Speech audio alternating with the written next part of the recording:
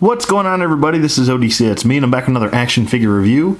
This is my review of the DC Collectibles Justice League Green Lantern John Stewart action figure. This is a really cool figure. I've been waiting for a John Stewart DC Collectibles figure for a real long time now, and I'm really happy about getting him. I actually picked this guy up through Amazon for, I believe it was 20 bucks. So, I don't know, he was on sale or something. I don't know, the seller was selling them for around, I think it was like 20 and change, so I think it was around $21 total I paid for him. So, really good pickup. He's a brand new figure. I believe he's just released this month, so pretty happy about it. He comes in your normal DC Comics logo packaging here. I believe this is kind of the old style packaging now, to be honest with you. I think they're moving forward with especially with the Arkham line, they're moving forward with that kind of the designer series packaging. I think this might be the last of it, I think this is actually the last wave of New 52 figures, to be honest with you, because I know they're kind of saying goodbye to the New 52. But anyway, we have John Stewart on the side of the packaging. Looks really cool. And then on the other side, you got the silhouette of John Stewart. And then there he is. So, not going to waste any more time. We'll get him out of packaging, take a closer look at Mr. Stewart. Stewart! Okay, and we're back with John Stewart out of packaging, and he looks really cool. A couple things I'm surprised about his articulation, but we'll get to that in a second. But overall, I think he looks really good. I'm pretty happy with definitely the sculpt on him. He does have the raised and sculpted in chest symbol right here for the Green Lantern. And he looks like his own individual Green Lantern.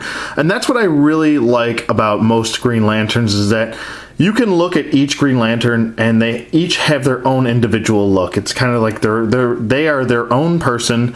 And like Kyle Rayner, you can definitely tell Kyle Rayner from Hal Jordan. Hal Jordan looks like kind of like the most traditional of all of them. We all know that John Stewart's always had the green eyes for the most part. And I think he looks really good. I really do think he looks really nice. He's very simple when it comes to what kind of action figure he is, but he's got some odd things that they didn't add on to him to make him a better figure than he is.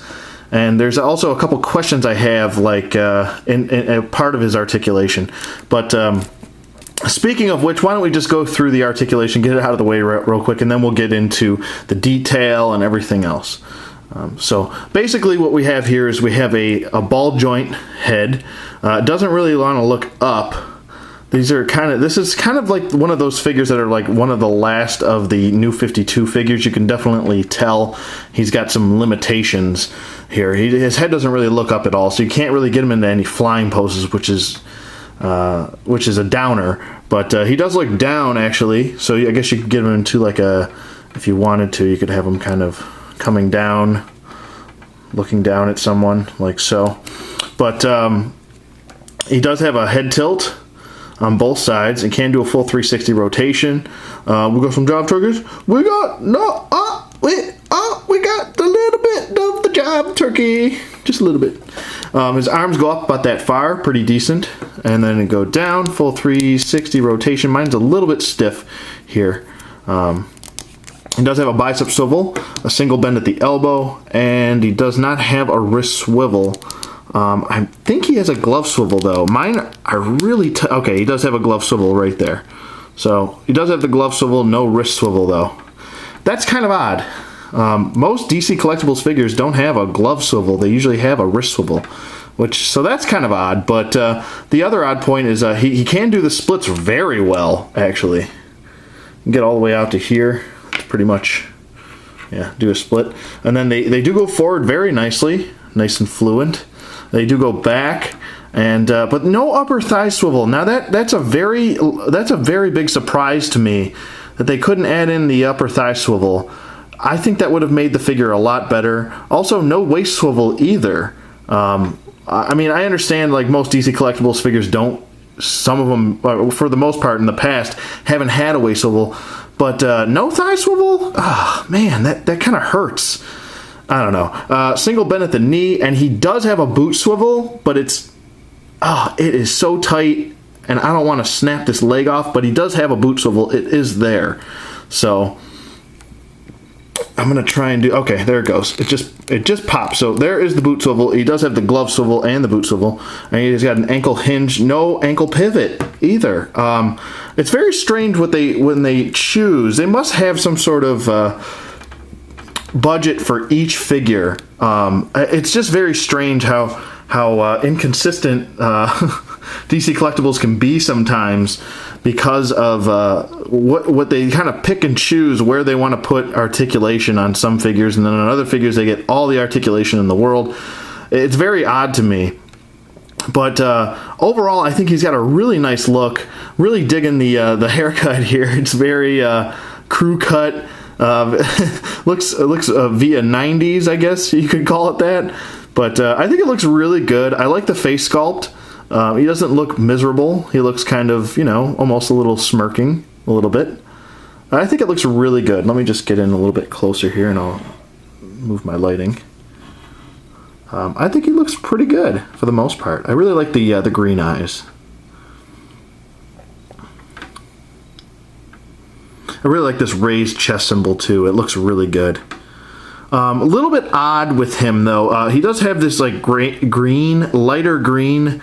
There's like a metallic green up here. Then he's got this like plain Jane green going across here. That must be some sort of defect, because there's nothing going across this side.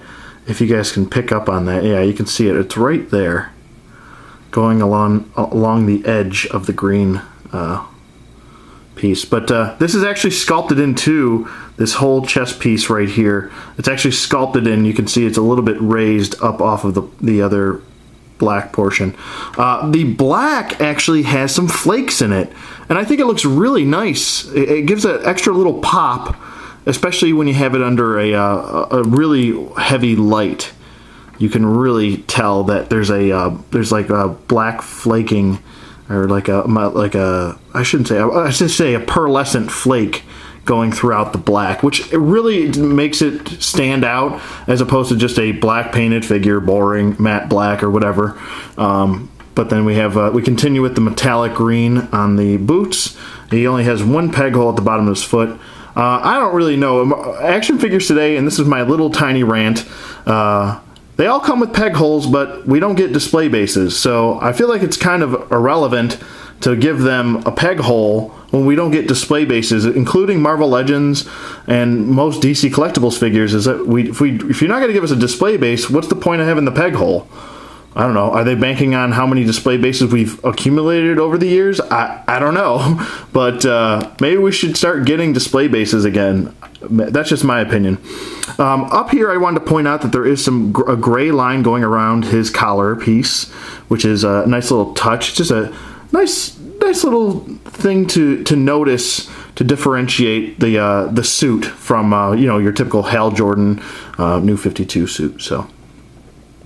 And he's in scale with the rest of your DC Collectibles figures, but I think it looks really good. I like the musculature. You can also tell that this is actually a suit on his body, and not just a painted blank body buck. So I think it looks really good. I think his articulation's a little bit odd for me.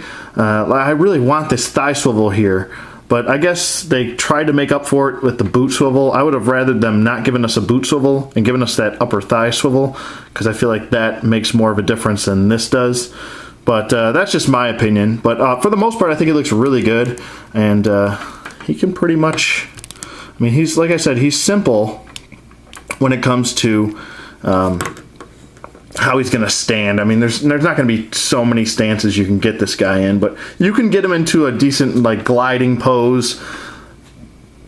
Like if you want to have him gliding like this, or just floating. Like I said before, you could have him like this, kind of just floating in the air. Bam. Like so. I don't know what I'm doing right now. There we go.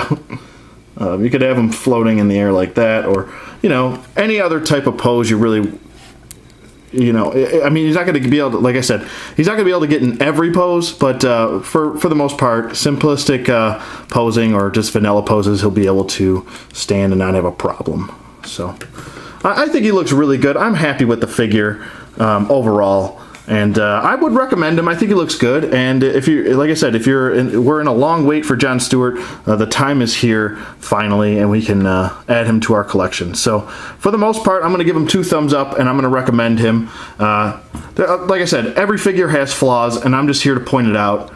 And that's just my opinion. I'm sticking to it. Let me know what you guys think in the comments below. Thanks for watching as always, and I'll see you guys on the flip side.